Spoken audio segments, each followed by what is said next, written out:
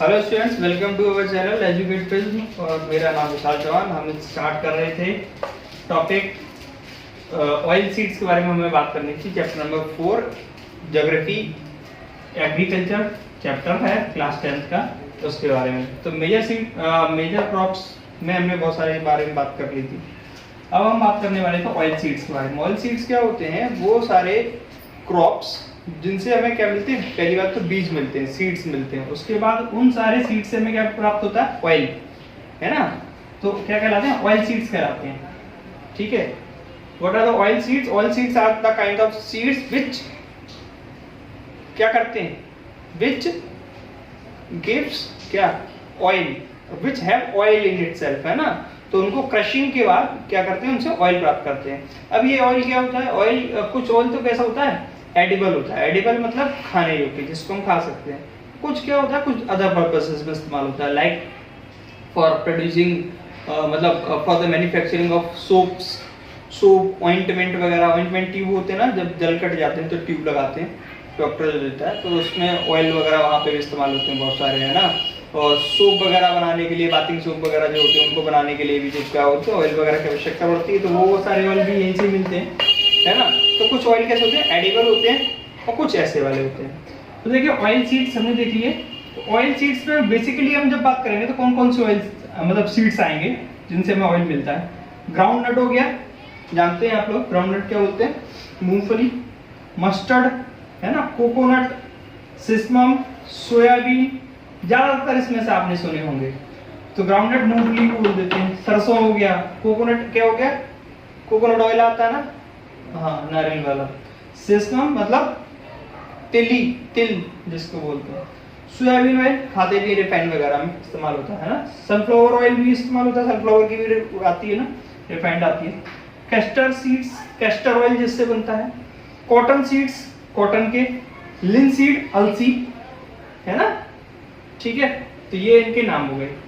चलो ये देख लिया। अब इसमें से क्या है? कुछ क्रॉप्स सीजन, क्रॉपिंग सीजन कैसे कैसे ऑयल सीड्स के, तो कोई किसी सीजन में होती, कोई किसी सीजन में होती। थोड़ा सा देख लेते हैं। मस्टर्ड के बारे में हमने पढ़ रखा था, है ना। वीट था, बार्ले, वीट, बार्ले, ग्राम, पी, है ना।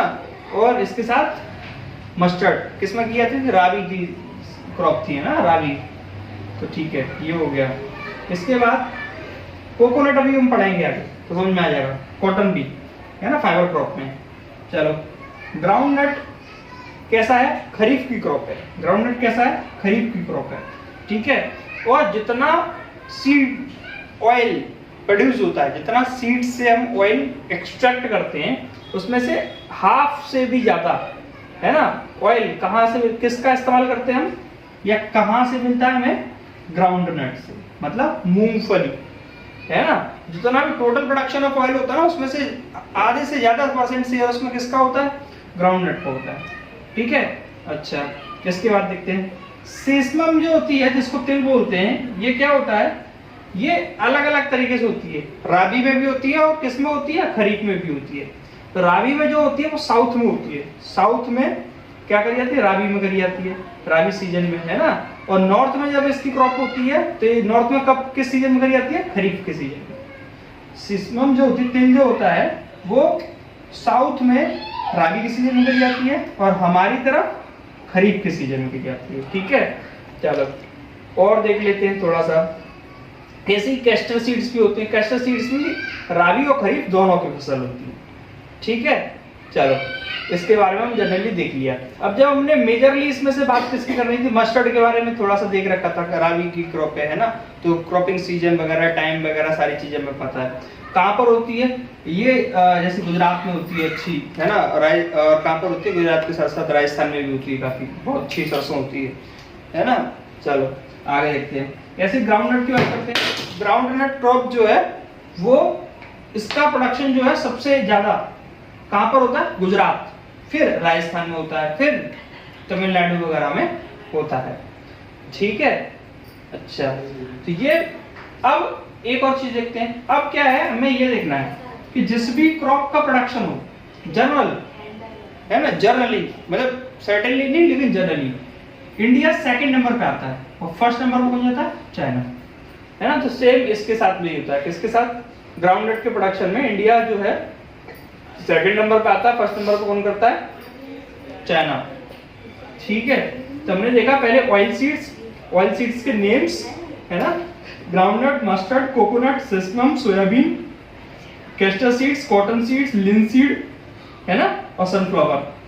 लिनसीड राबी की क्रॉप है। ठीक है, सनफ्लावर ये सूरजमुखी के जो फूल होते हैं ना, उसके बीज जो होते हैं उनसे निकलता है। ठीक है, चलो ये देख लिया। इसके आगे देख लेते हैं। अब इसके आगे हमने क्या देखा? इसके आगे हमने देखा ग्राउंडनट के बारे में पढ़ा, क्योंकि मेजोरिटी ऑफ ऑयल हमें कहां से प्राप्त होता है? ग्राउंडनट से प्राप्त होता है। तो ग्राउंडनट खरीफ क्रॉप है ना, आधे से ज्यादा जो प्रोडक्शन ऑफ ऑयल है वो कहां से आता है? ग्राउंडनट से आता है।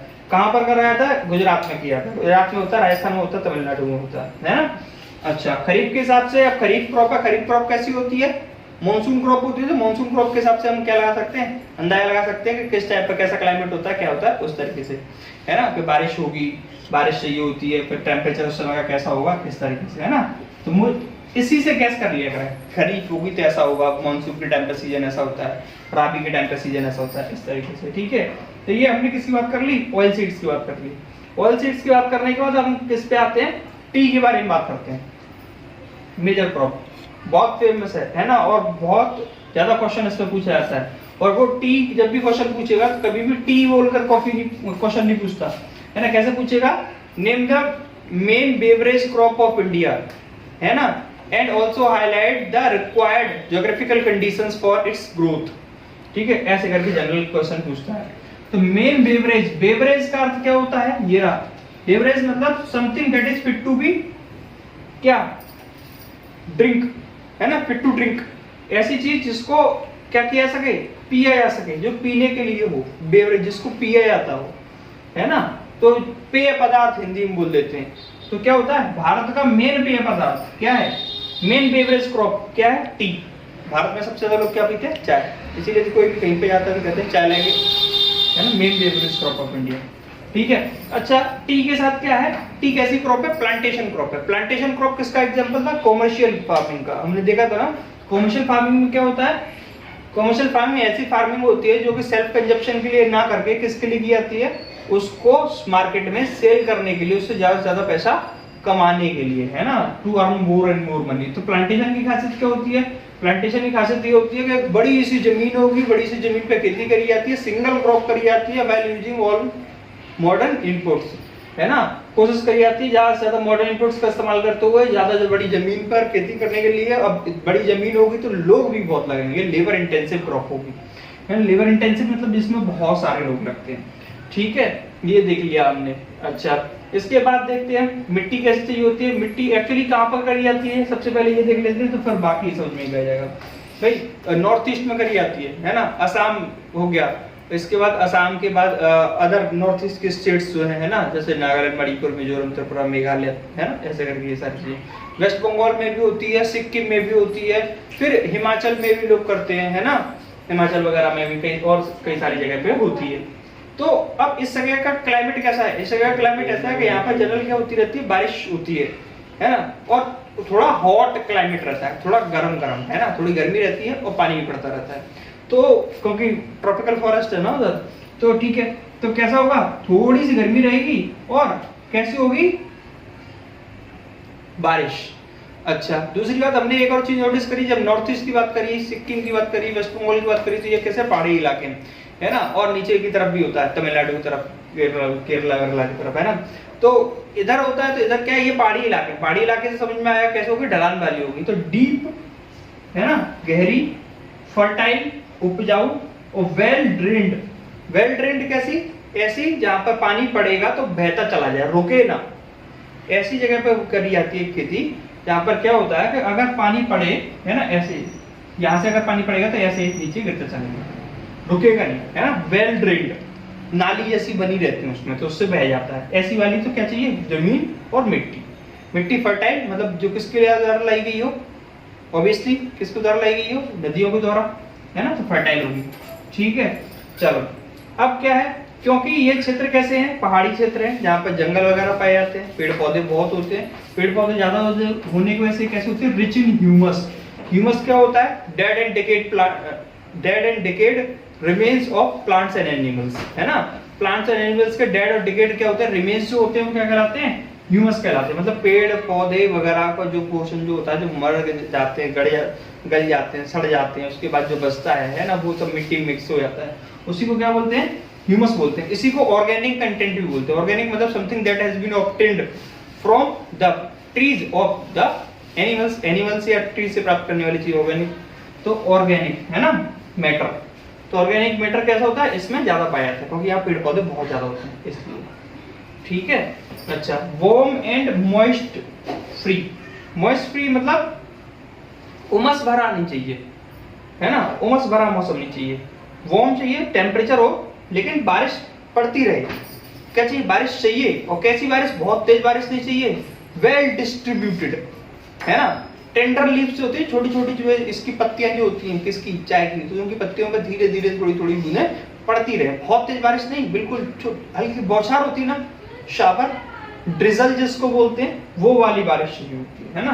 तो moist free through out year, और बहुत लंबा समय लगता है इसको होने में, इसीलिए पूरे साल का ऑलमोस्ट टाइम जाता है। इसीलिए पूरे साल कैसे चाहिए हमें मौसम, थोड़ा गर्म चाहिए, प्लस मॉइस्ट फ्री चाहिए, बारिश भी पड़े, वेल डिस्ट्रीब्यूटेड हो, है ना। वैसे नहीं कि एक जगह पे बहुत सारा पानी पड़ जाए। ठीक है, शावर, है ना, बौछारें पड़ती रहें। लेबर इंटेंसिव क्रॉप होती है, मैंने बताया था। इसमें क्या होता है, बहुत सारी लेबर लगती है। और सबसे पहले कौन है, चाइना, फिर इंडिया सेकंड नंबर पर, जहाँ पे बेवरेज क्रॉप करी जाती है। ठीक है, नेक्स्ट में हम अब क्या देखेंगे, नेक्स्ट में देखेंगे कॉफी, है ना, और एक आध क्रॉप और देखेंगे। ठीक है, चलो, थैंक यू।